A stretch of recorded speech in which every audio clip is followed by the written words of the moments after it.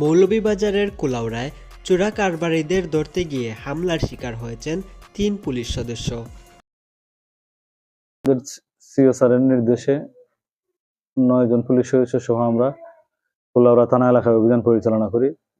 গত রাত্রে থানায় এসে থানার 2টা টিম সহ আমরা আমানিপুর গ্রামে যাই এবং রইস আলীর বাড়িতে অভিযান চালাই।